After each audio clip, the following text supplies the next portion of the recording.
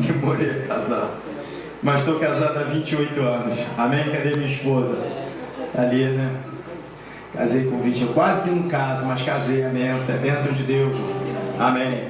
Vou chamar aqui o nosso presbítero André. Amém? Nosso presbítero André, irmãos. Glória a Deus, a sua esposa, diaconisa Sofia. Eu vou pedir aqui aos pastores e aos presbíteros que possam me ajudar em oração. Amém? Que desçam também aqui os irmãos, os nossos pastores. Amém?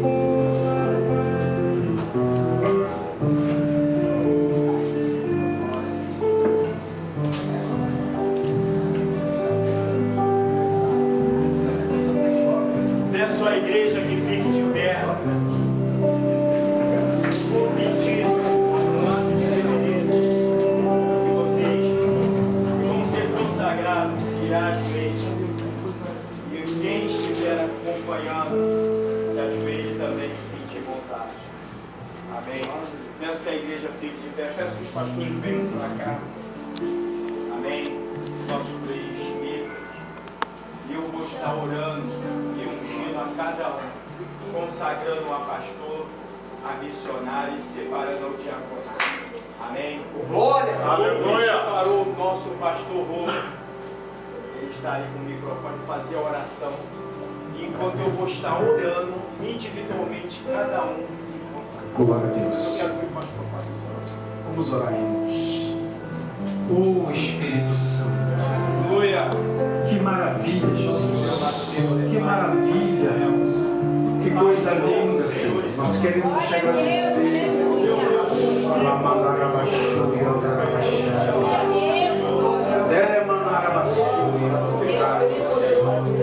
Sobre a vitória dos teus servos. Estão neste momento, Senhor, sendo consagrados para essa tão grande responsabilidade, Senhor. Oh, meu Deus do céu. Que o Senhor venha dar vitória aos teus servos. Que o Senhor venha trabalhar na vida dos teus servos, Senhor, que estão com essa responsabilidade de levar adiante o Evangelho, de pregar a tua palavra, de anunciar que o Senhor é bom, que o Senhor salva, que o Senhor cura, que o Senhor liberta, que o Senhor batiza com o Espírito Santo e leva para o céu. Aí estão os teus servos, Senhor.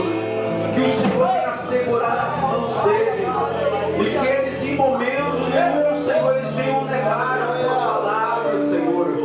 Porque os dias que nós estamos atravessando são dias difíceis, são momentos difíceis, Senhor.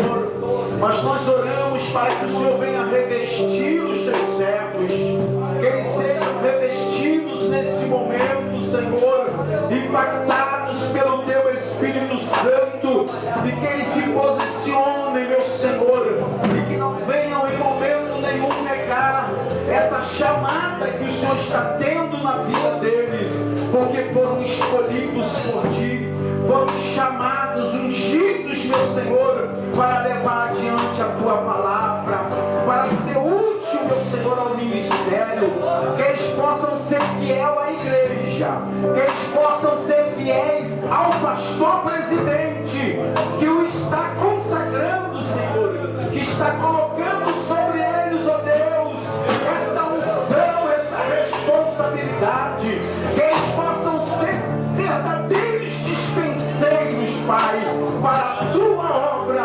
É a oração que fazemos, é o que pedimos e já Te agradecemos, em nome de Jesus. Amém.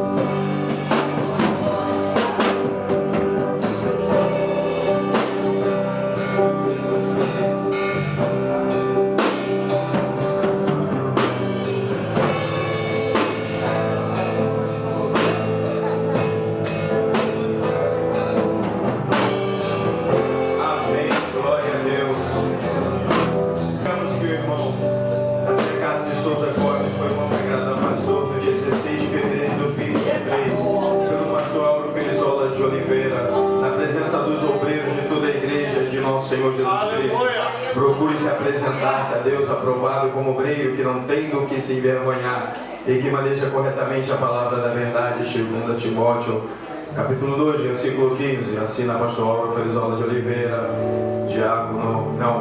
agora missionário Abraão Luiz de Souza, primeiro secretário. Amém. Aleluia. Glória. Amém. Certificado de consagração, certificamos que o irmão Abraão Luiz de Souza foi consagrado a missionário no dia 16 de fevereiro de 2023 pelo pastor Auro Felizola de Oliveira, na presença dos obreiros de toda a igreja e de nosso Senhor Jesus Cristo. Procura se apresentar-se a Deus aprovado como obreiro que não tem que se envergonhar e que maneja corretamente a palavra da verdade, 2 Timóteo capítulo 2, versículo 15. Assina Auro Felizola de Oliveira, Abraão Luiz de Souza, primeiro secretário. Eita glória! Aleluia! Glória a Deus! Certifico que o irmão Ayrton Lopes da Silva foi consagrado a diácono no dia 16 de fevereiro de 2023 pelo pastor Auro Felizola de Oliveira, na presença dos obreiros de toda a igreja e de nosso Senhor Jesus Cristo. Procure apresentar-se a Deus aprovado como obreiro que não tem do que se envergonhar e que maneja corretamente a palavra da verdade, 2 Timóteo capítulo 2, versículo 15. Assina pastor Auro Felizola de Oliveira, diácono missionário Abraão Luiz de Souza, primeiro secretário. Aleluia! Glória! Glória a Deus! Glória a Deus, aleluia! Que Deus continue abençoando a igreja. Vamos passar, irmãos, a gente está para poder se assentar. Nós agora vamos passar para a melhor parte. Ficou um pouco apertado, né, pastor André? Mas a gente vai passar para a melhor parte, o nosso pregador. Amém? Fica de pé. Sou a vida dele, Senhor, que ele traga uma palavra, Senhor, direto do trono da tua graça. Fica conosco em nome de Jesus. Amém. Pastor Marcos está falando. Aleluia! Meus irmãos, eu cumprimento a todos com a paz de Cristo. Amém! Quero externar a Deus minha gratidão por poder estar aqui num culto que é dedicado aos varões, heróis da fé, e também nesta oportunidade, também parabenizar aos novos eleitos ministros de Deus, em especial ao André, que nos fizeram o convite, juntamente com a sua divina esposa. Deus possa vos abençoar. E ao pastor Auro, né? Amém. Agradeço o seu nome, Deus abençoe por esta igreja, né? Por esta nave, por esse povo. E está ali a minha família, tá? E revendo aqui também a nossa amada irmã, que Deus vos abençoe. Meus irmãos, sem mais delongas, tá bom? Com a sua Bíblia aberta, Romanos capítulo 8, nós leremos verso 1, depois o verso 35, 36 e 37, para tomarmos como base da nossa homilia nessa noite. Também quero externar aqui minha gratidão, poder estar pregando nessa tribuna junto com meu amigo, pastor Atirô, né? Nosso decano, nosso incentivador ministerial, Selma, tem que louvar na consagração às quintas de manhã, hein? Amém? Quem achou o texto, diga graças a Deus. Graças a Deus. Os demais companheiros também que se abrem, porque se abrem uma vez, se abrem para sempre, né? Deus abençoe aos amados. Talvez nós nunca nos encontramos em uma dessas reuniões, até porque depois que mudou a presidência eu ainda não tive a oportunidade de estar em nenhuma dessas reuniões, mas acredito que daqui para frente nós estaremos tomando um café junto, amém? Amém. Glória a Deus. Portanto, agora nenhuma condenação há para aqueles que estão em Cristo Jesus, que não andam segundo a carne, mas segundo o Espírito. Verso de número 31, e depois pularemos, tá? Verso 31. Que diremos, pois, estas coisas? Se Deus é por nós, quem será contra nós? Aquele que nem mesmo seu próprio filho poupou, antes entregou por todos nós. Como não nos dará também com ele todas as coisas? Quem tentará acusação contra os escolhidos de Deus? É Deus quem o justifica. Quem é que o condena? Pois é Cristo quem morreu, ou antes quem ressuscitou dentre os mortos, o qual está à direita de Deus, e que também intercede por nós. Verso 35, repita após mim: quem nos separará?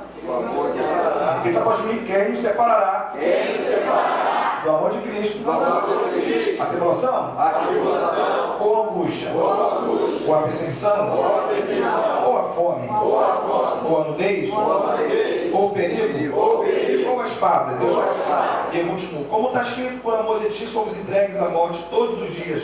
Somos reputados como ovelhas para o matadouro, mas em todas essas coisas somos mais que vencedores por aquele que nos amou. E você diga amém. Amém. Sentados, por favor.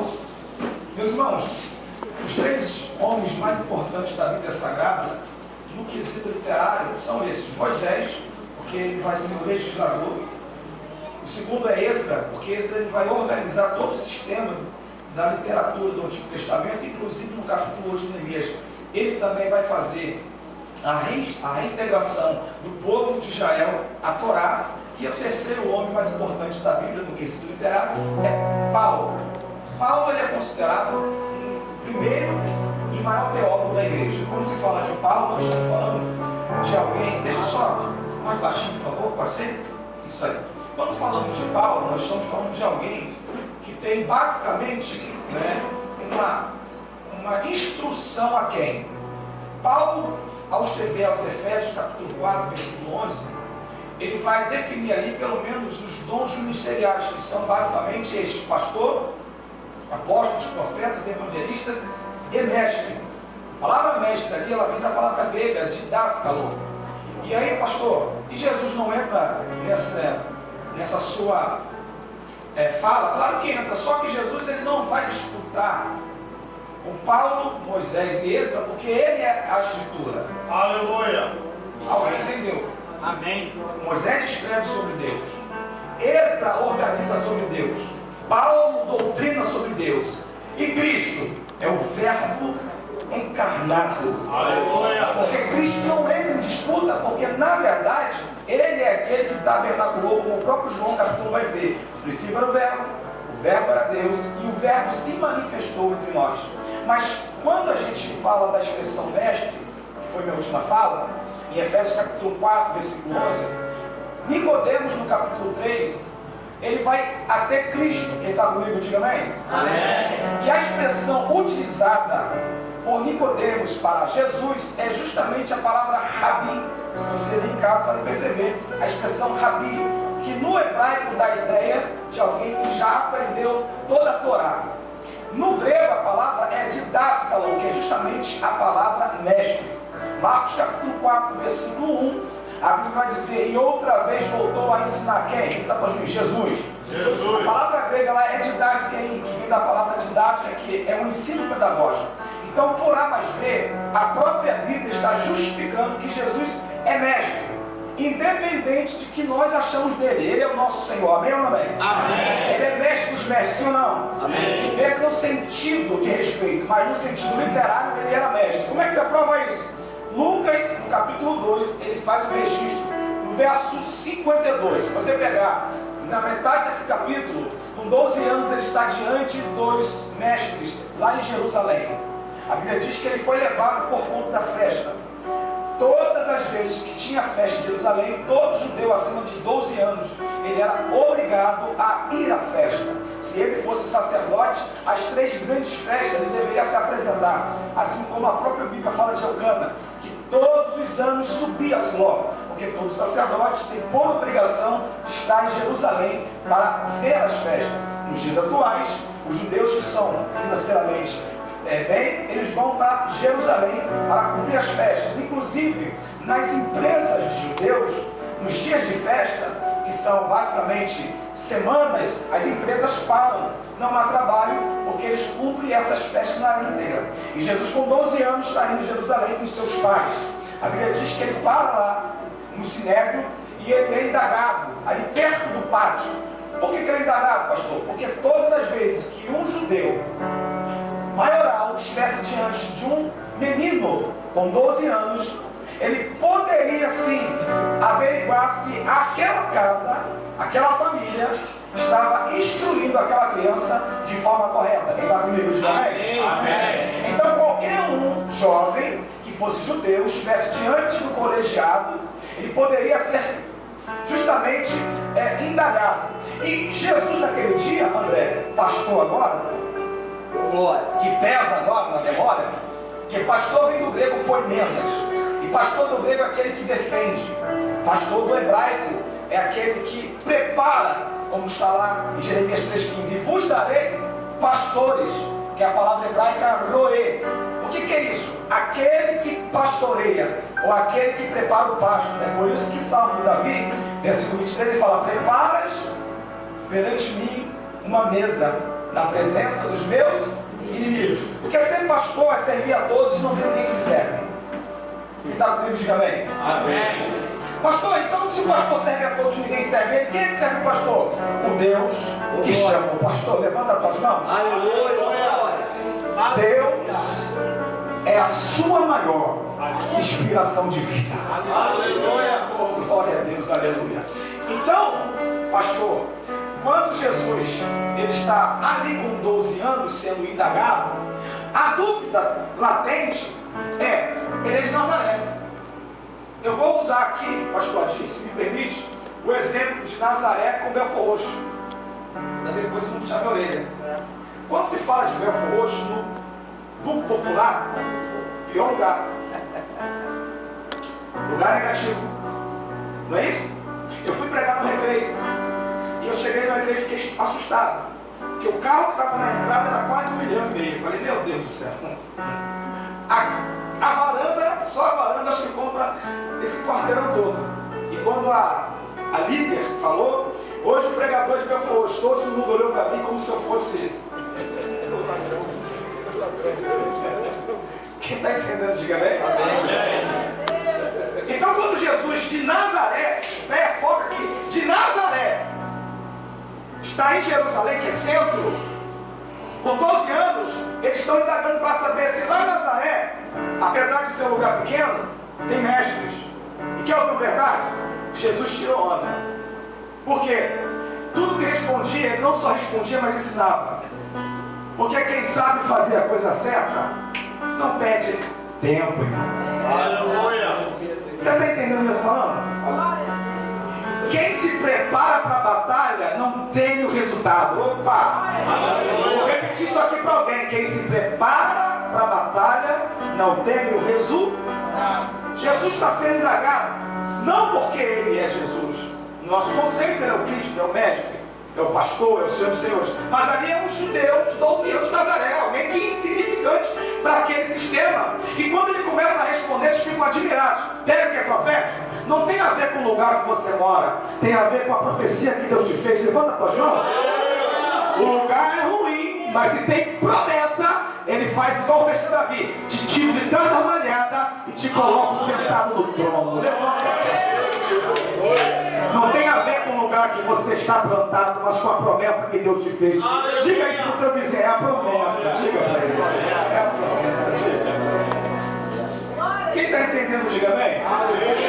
Se vale como segundo apoio, o próprio Miqueias, quando vai falar de Jesus, ele fala: e tu, Belém Efrata, falando da cidade, Belém, casa do pão, e tu, Belém Efrata, visto que és a menor. Repita para menor. Olha o que ele vai dizer, Miqueias: de ti sairá o grande. É Deus dizendo através de Miqueias: o lugar é pequeno, mas quem sai do lugar pequeno tem a promessa grande. Já entendeu? A palavra aplicada é rápido. É Deus dizendo: não tem a ver com o lugar que você nasce, com o município que você mora, com a cidade que você está inserido, mas tem a ver com a promessa. Aleluia. Alguém tem promessa aqui? Glória. Então Jesus, ele na verdade, como Nicodemos vai até Jesus, ele chama ele de mestre. Marcos capítulo 4, ele é mestre. Mas Paulo, quando se fala de Paulo, que é justamente a nossa introdução, Paulo ele é chamado de primeiro teólogo, para quem é da teologia. Paulo também é chamado de o maior doutrinador da igreja. Por quê, pastor? Porque a Paulo são dedicadas 13 cartas. Quantas cartas? 13 cartas, que são 13 epístolas. Nós, na verdade, temos dois grupos de epístolas. Nós temos as epístolas paulinas, que nós chamamos de corpos paulinos, que são um conjunto de 13 cartas. E nós temos as cartas que são chamadas cartas católicas ou epístolas gerais. Então a Paulo são dedicadas a 13 cartas. Senhoras e senhores, para você entender, quando se fala de milagre, evangelho. Quando se fala de doutrina, epístola. Outro dia um aluno chegou e falou: professor, eu não vejo pregadores pregar as cartas, porque as cartas são mais difíceis. Eu falei, a questão não é que são difíceis, é que as cartas, elas têm um caráter doutrinário. Amém ou não amém? Amém. Quando você vai falar de Jesus, Evangelho, Mateus, Marcos, Lucas, João, Atos já vai trabalhar a história da igreja. O pastor Adir falou aqui sobre o avivamento, Atos capítulo 2. Essa promessa, na verdade, ela foi feita lá em Joel capítulo 2, versículo 28. E eis que nos últimos dias derramarei o meu espírito sobre toda a carne. Pegou aqui um detalhe? Deus, através de João, está dizendo, é para todos, mas nem todos reconhecem. Levanta as mãos. Quem não pega as oportunidades, perde para quem pega. Aleluia. Vou repetir. A promessa é para todos, mas nem todos querem participar da promessa.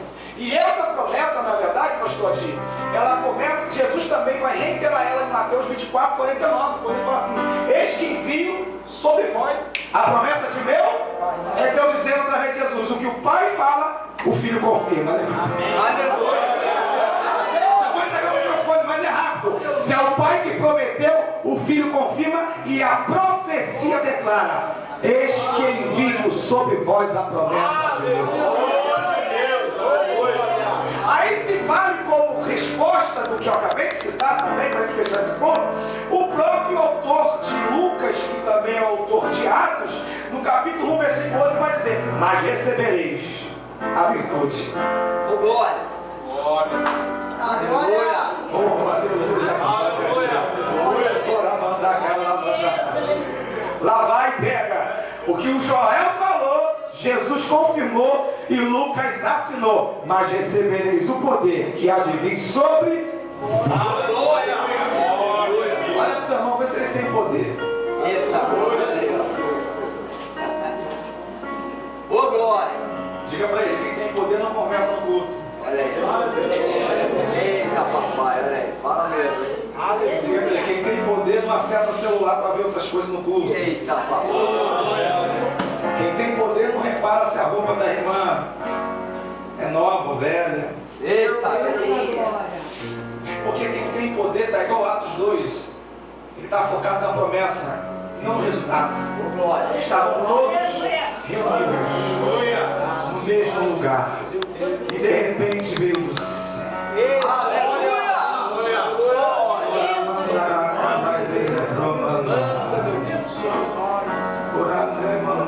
Quem está aqui nessa noite?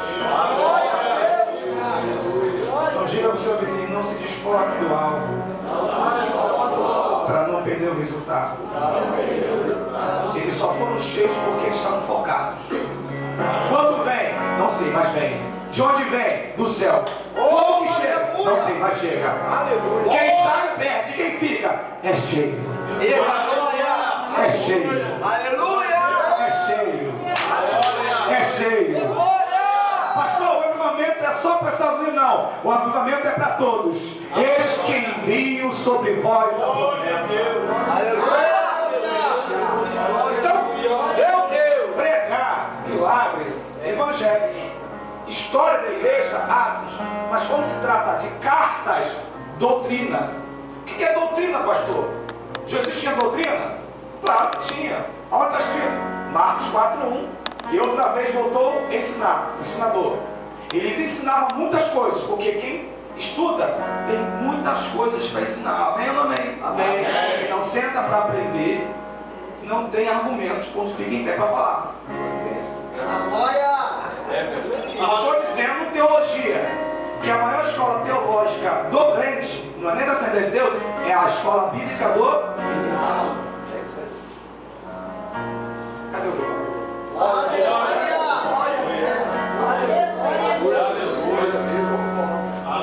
Eu não vou te levantar porque você é a última bolacha do pacote, mas porque você está aplicado ao reino. Deus, É o que você faz para o reino é que define por que ele te usa. Diga para o seu vizinho, você tem que ser mais útil do que problemático. eita, cara! Ô, glória! Ô, Jesus! O pastor fala assim, poxa, o pregador vai levar mais uns 3 para embora. Mas a gente está com classe, pregando com classe, polido, porque eu não estou terminando. Então Paulo é o doutrinador. Paulo, na verdade, nessa carta aqui, essa carta que vocês escolheram para essa noite, que não dá nem para poder a gente introduzi-la, visto que a hora já está avançada, mas se você pegar uma visão geral, Romanos tem 16 capítulos. Então a primeira parte é dedicada à doutrina, que vai do capítulo 1 ao capítulo 12. Capítulo 12, versículo 1, vai tratar do culto, liturgia. Quer saber como é que se dirige um culto? Romanos 12, 1. O segundo versículo vai falar sobre apologética. Quer saber se alguém é igreja, independente do lugar que ele está? É só ver se ele é conformado com o mundo ou se ele é conformado com o reino. E a segunda parte, do 11 ao 16, é a parte prática da carta. Essa carta aqui, na verdade, ela é tratada na teologia como o maior compêndio da doutrina soteriológica. O que é isso? Doutrina da salvação, soter salvar, logia tratado estudo.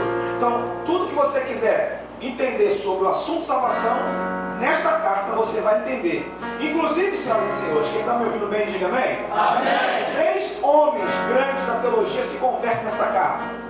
Lutero, por exemplo, o grande reformador. Lutero, ele estava desesperado por causa do sistema dogmático da Igreja Católica. O maior problema de Lutero era o purgatório, a pregação do purgatório. O segundo maior problema de Lutero, as indulgências. E Lutero estava lá na torre de Wittenberg, desesperado por uma resposta. E aí ele pega, porque Lutero, na verdade, ele era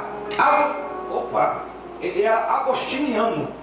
E Lutero estava com as confissões de Agostinho, que também se converte na carta de Romanos.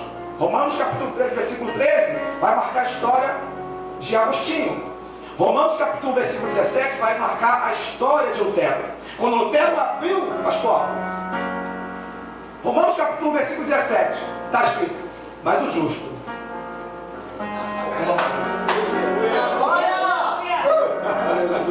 Quem está aqui no púlpito está entendendo? Mas o justo, da sua fé, viverá. Quando Deus vai destruir a terra na época de Noé, e olhou Deus para a terra e não viu um justo sequer. Mas quando você pega lá, Gênesis capítulo 6, versículo 9 diz: e Noé era justo. Ou seja, dá para ser diferente no meio dos iguais. Compartilha com o teu irmão. Dá para ser diferente no meio dos iguais. Ah, mas alguém faz, você não faz. Deus! Mas alguém cai, você não cai. Mas alguém cobra, você não cobra.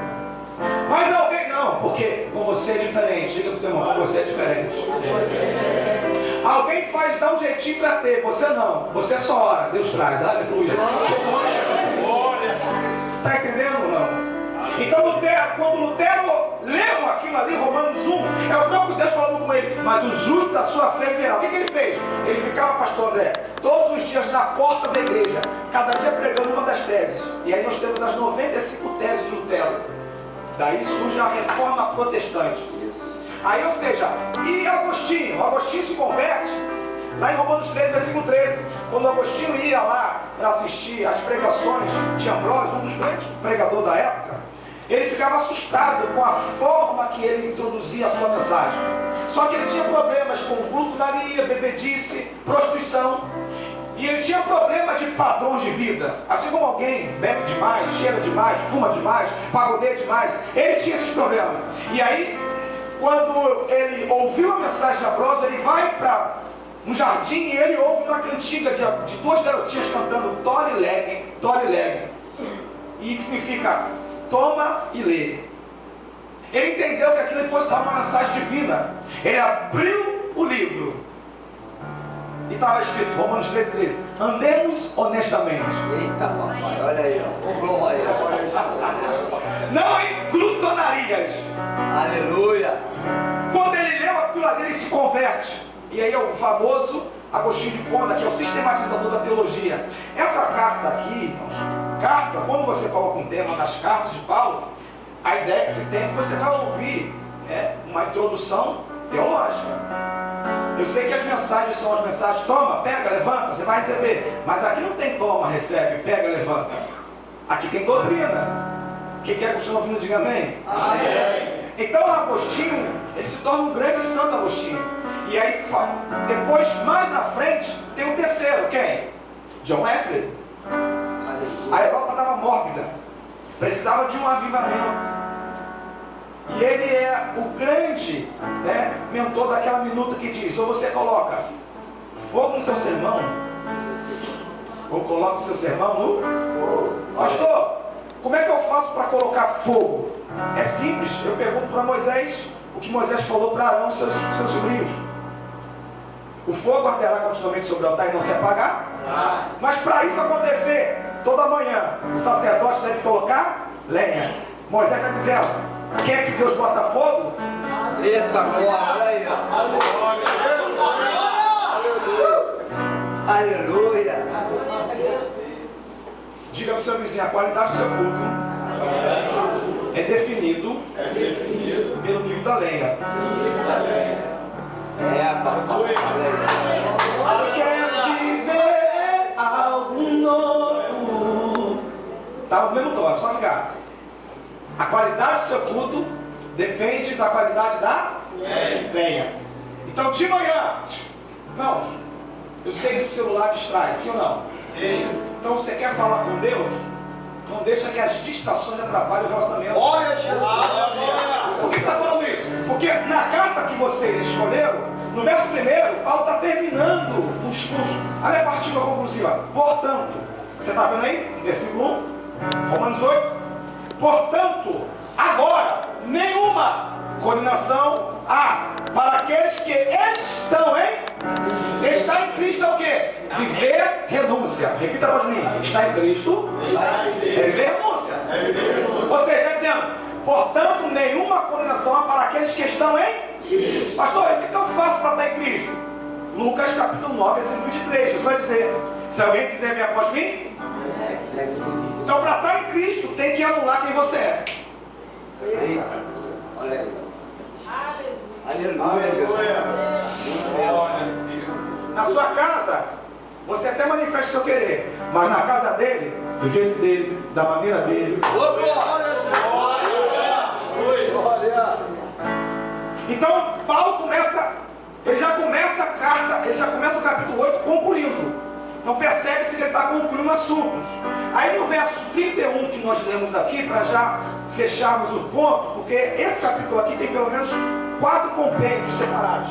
Não dá para tratar disso tudo. Mas do 31 em diante, é justamente o contexto do verso 35, temático. Olha o verso 1, o verso 31. Paulo agora, ele está concluindo assuntos, e ele está trazendo a memória do seu público, porque essa carta foi escrita para todos que estão em Roma. É só você ler o versículo 7. A todos que estão em Roma. Então Paulo está enviando para os cristãos romanos. E no verso 1 está escrito assim, ó: que diremos? Paulo está fazendo uma reflexão. Que diremos, pois, a estas coisas? Se Deus é... A primeira coisa que Paulo está dizendo: Deus é por nós, é coletivo. Você está entendendo? Deus é por nós. Está falando da igreja, do corpo. Está falando do corpo de Cristo. Tem horas que Deus é no indivíduo, no individual. Por exemplo, Salmo 23.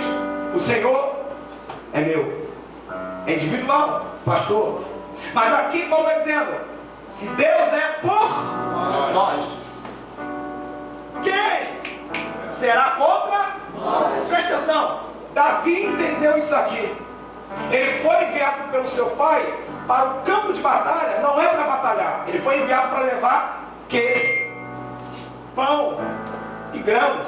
Quando ele chega no cenário, pastor Adi, o gigante está há 40 dias falando a mesma coisa. O quê? Eu quero um guerreiro, eu quero um homem. 40 dias. A Bíblia diz que ele vinha de manhã e ele vinha de noite. Por que de manhã e de noite? É simples. Porque o diabo sabe como acabar com o seu dia. De manhã ele já começa te afetando. Porque se de manhã ele te afetar, teu dia é ruim. Por que de noite? Porque ele sabe como afetar a sua noite. Mas quer ouvir a verdade? Salmo diz que o choro pode durar uma noite inteira, mas de manhã tem? Pastor, e se o inimigo não der trégua? Salmo 1.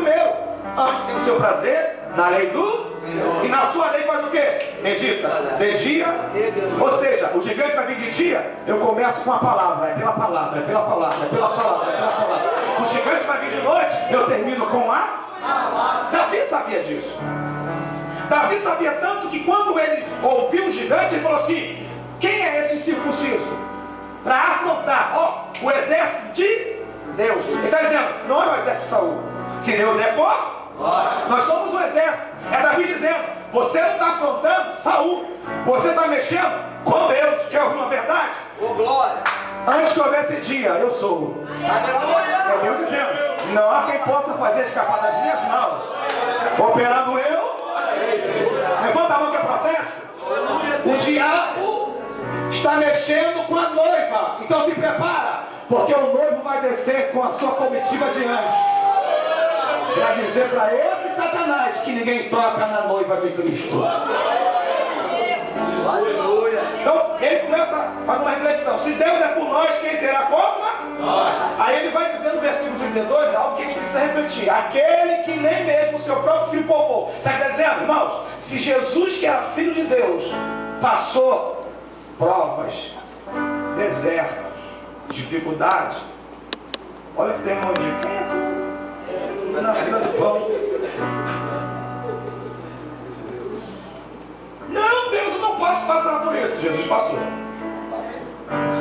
Não, mas eu não mereço. Jesus também não merecia.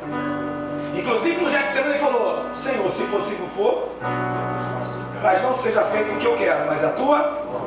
E aí Paulo em Romanos capítulo 5 vai dizer, Paulo vai trazer uma sequência que ele fala que a tribulação produz. Tiago vai dizer, meus irmãos, tem de grande gozo quando passardes pela tribulação. Você está entendendo? Então está dizendo, aquele que nem mesmo o seu próprio filho poupou antes o entregou por todos nós, como também não nos dará também com ele todas essas coisas? Quem tentará acusação contra os escolhos de Deus? É Deus quem o justifica? É Paulo dizendo, não abre a boca. Aleluia! Você está entendendo? Aleluia! Alguém quer ouvir você se rebaixando, faz igual Neemias: estou fazendo uma grande obra, Aleluia! de modo que não posso parar. Quer ouvir uma verdade aplicada? Não deixe gente baixa tirar você do nível espiritual. Aleluia! Amém ou não amém? Amém! No verso 34 ele vai dizer agora, ó, quem é que condena? Pois é Cristo que morreu, ou antes quem ressuscitou, ou antes quem dentre os mortos, ou qual está à direita de Deus, e que também intercede por. Agora vai dizer, quem nos separará? Separar do grego é chorizo. Repita para mim, chorizo. O que é isso? Colocar espaço entre você e Deus. É Paulo dizendo, não deixe os espaços atrapalhar o relacionamento. Aleluia! Você vai comigo ainda não? Aleluia! Quem nos separará? Está dizendo, qual é o espaço? Ah, meu marido foi embora, glória a Deus, aleluia. Minha esposa foi embora, glória a Deus, aleluia. Meu filho morreu, glória a Deus, aleluia. Não deixa nada atrapalhar o relacionamento entre você. Quem nos separará? Qual é o espaço? Pergunta, irmão, qual é o espaço? Qual é o espaço? Aleluia!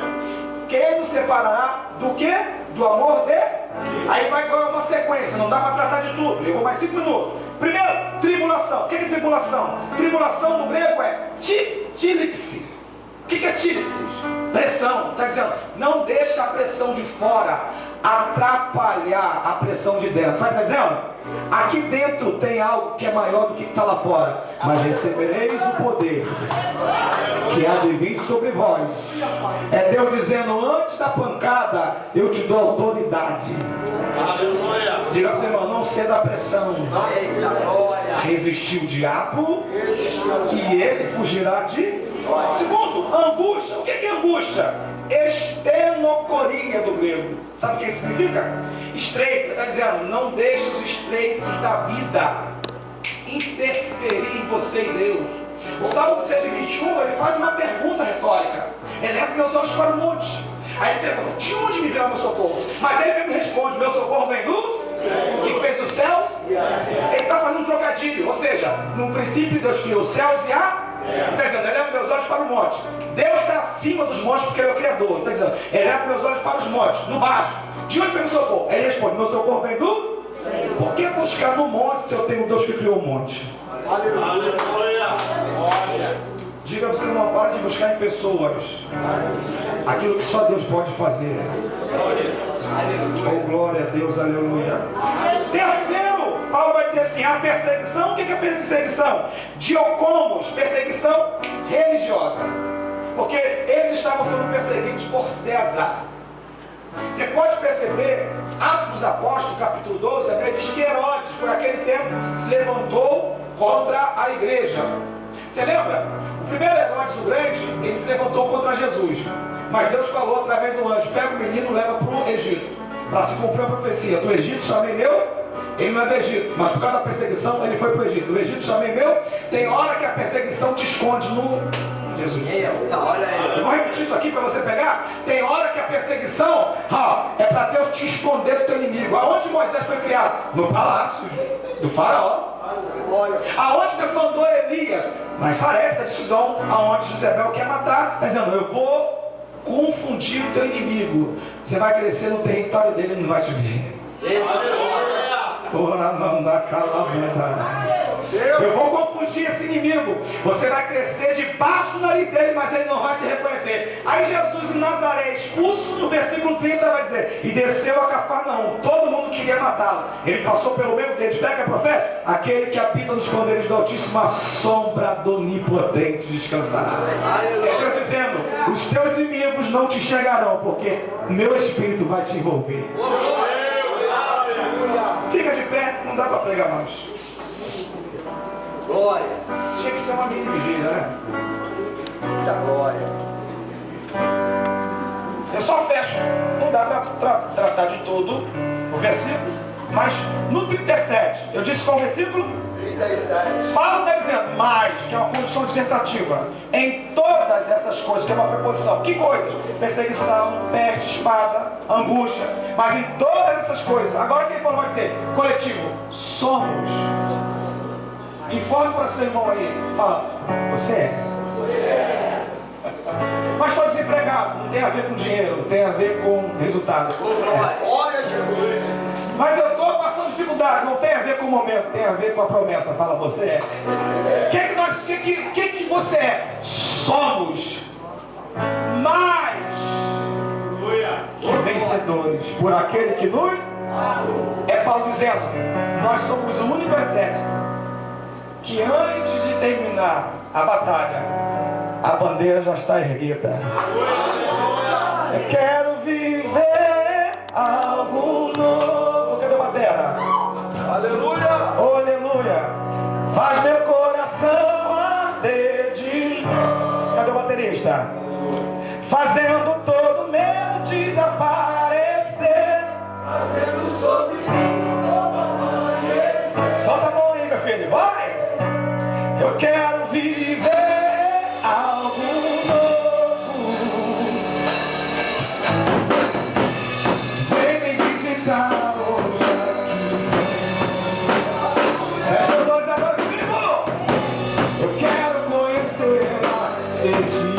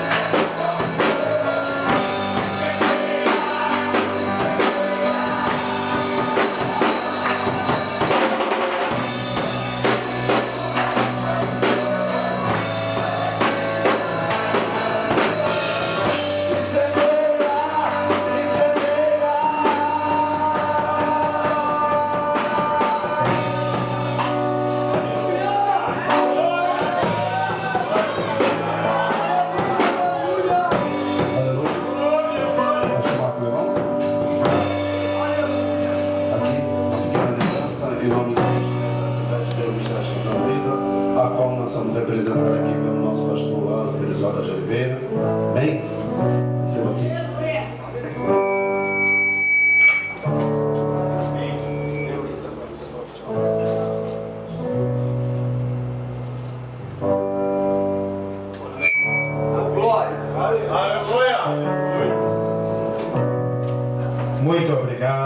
Muito obrigado aos nossos pastores, muito obrigado aos nossos visitantes. Irmãos, desculpe pelo horário, vou chamar aqui o nosso diácono, irmão Ayrton, vai estar orando pelo término. Diácono Ayrton orando para que Deus possa nos dar uma noite tranquila, que Deus possa nos levar para os nossos lares e agradecer a Deus por esse culto maravilhoso. E o nosso pastor André dando a bênção apostólica, amém.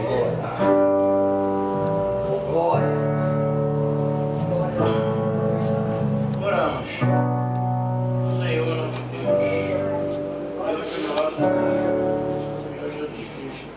Aqui, tenho que agradecer, meu Pai, por tudo que aconteceu, está acontecendo na nossa igreja. Olha, meu Pai, aqui eu só tenho que agradecer, e a nossa igreja, o nosso pastoral, nosso departamento aqui, meu Pai, que cresça mais. Vai evoluir mais e mais, entendeu? Assim eu te agradeço, em nome de Jesus. Antes de dar a bênção, não vai embora, guarda um minutinho. Nós preparamos aí um pequeno lanche para os irmãos, amém? Aqui uma organização. Receba a bênção da pastora. A graça do nosso Senhor e Salvador Jesus Cristo, o amor de Deus nosso Pai, a comunhão do Espírito Santo seja com todos aqueles que aguardam a vinda do nosso Senhor. Todos digam amém. Está terminado, irmão.